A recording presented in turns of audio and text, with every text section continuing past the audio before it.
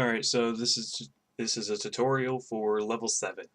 There's actually quite a bit going on in level 7. Uh, it I haven't routed the entire game yet, but of all the levels so far, this is by far the most interesting level.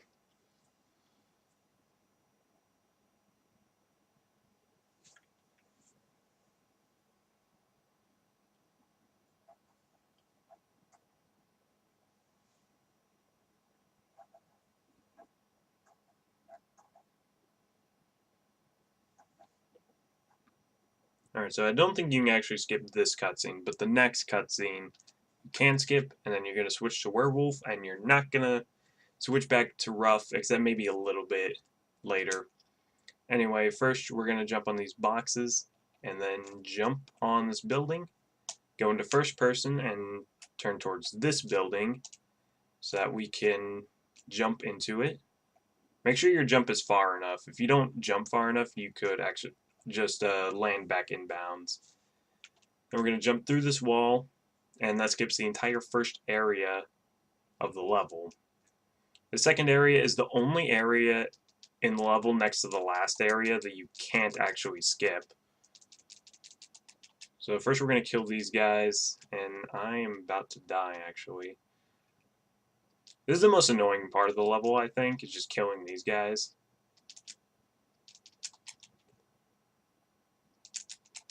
As much as you can, you want to use a square X combo. That does more damage, although I find them a little hard to pull off. Anyway, so we need to rescue all the piglots to be able to advance. So there's 2 in here. Make sure they're actually following you, because sometimes they don't. And there's 2 in here. There's overall 6 in this area. Alright.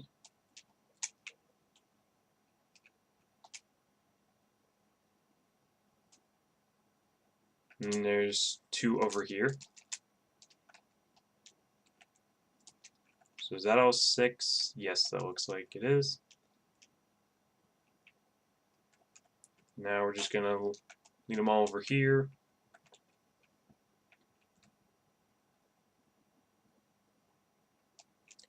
And it looks like 1 did not follow me. Yep. If 1 doesn't follow you, you can just pick it up. I think that'd be a lot faster than just leading him again. But anyway. So now this is where the shop is. Normally you'd have to go through here, get the smart piglot so we could get the card key, and then so you could later fight Armageddon. But instead we're going to skip all of that. So what we're going to do is we're going to jump up here, and then we're going to clip into this building to get into here. But one thing to note is don't jump as far as you can. You want to kind of stop your jump, or stop your forward momentum like partway through the jump so that you land in that yellow and black space. Because it's just a lot easier to clip out. You can still clip out if you get into the gray area, but it's a bit trickier. So we're just going to jump the corner there. Alright, and I got into the yellow and black area, so I just have to walk to the left to get out. If you do get stuck in the gray area, you're going to have to do some switching between Werewolf and Ruff to get out, and it's a bit trickier, but it still is possible. So yeah, here's the card key. You can't actually grab it, but it doesn't matter because we're going to skip Armageddon anyway. So then we're going to jump out here into this water, and now we are at the 3rd area. Or no, this technically be the 4th area. If you need health here, get this health. Because we need the box that the other health is in to skip Armageddon. So there's 2 ways you can skip Armageddon. Although this first step is the same no matter which way you're doing. So just jump up here, jump on the door frame. Okay, get on the box. Jump into the door frame, jump into the column, and now we are out of bounds. In between that building and the Armageddon building. And since we never picked up the key card, if we go into the Armageddon building, the fight will not activate. But if you accidentally clip into there, you're not soft locked. There is a way to clip back out and still do the Armageddon skip. If you're just, I would recommend just trying this way, although the camera likes to mess up a lot here. So you want to kind of go at it slowly if you don't want to clip into the Armageddon building. And what you would do is you would just walk straight forward.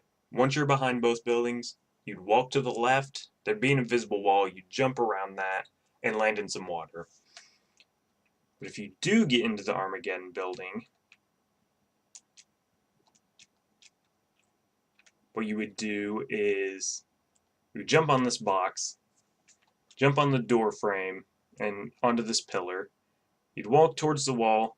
You'd turn to Ruff.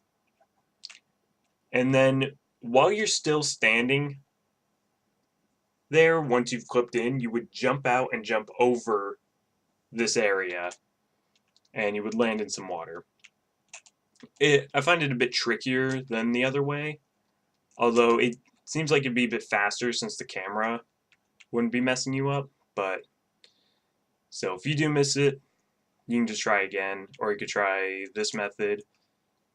So this method, you would just walk behind buildings. You want to use the first person a lot so you can see where you're going. Yeah, then when you're behind, you're going to walk over here. There's a little invisible wall here, so you just jump around that. And then walk forward till you can see again. And then you're going to jump into this tunnel. And then what you're going to do is you're going to touch this electric gate over here. Because if you do not, this electric gate is the trigger that tells the game that you've beaten Armageddon. If you don't touch that, the elevator at the end of the level will not activate, because the game thinks that you have not beaten Armageddon. But now the game thinks we have beaten Armageddon, so now all we have to do is get to the end of the level. And you can ignore all these enemies. It does not matter. Although, if you don't get, come on, how do you get up here? Alright. The ledge grabs are a little weird on these platforms. There's usually supposed to be a bridge, but we didn't kill the enemies inside that tunnel, so the bridge never spawned. But yeah, if you get in here without triggering the electric gate, all you have to do is touch the electric gate back there. That would be there at the exit of the tunnel, and then die, and it should spawn you back in the tunnel. But yeah, that is it for level 7.